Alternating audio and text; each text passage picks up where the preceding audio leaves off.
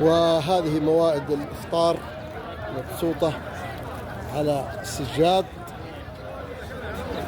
وبدأت تتكامل فيها الوجبات الرمضانية المعروفة في المدينة المنورة، وكذلك وربما أشياء جديدة تدخل في السفرة لأول مرة، ومنها وجبات جاهزة.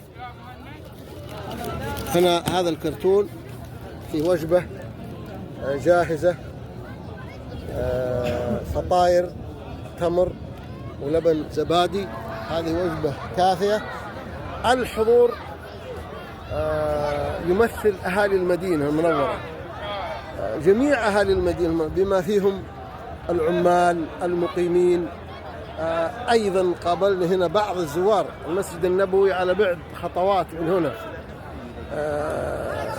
وهج الأنشطة الاجتماعية جذبت أيضا الزوار والمعتمرين، وهنا أطفال الحي الكل ينتظر الإفطار في هذه الأجواء الرمضانية الاجتماعية المدنية المميزة.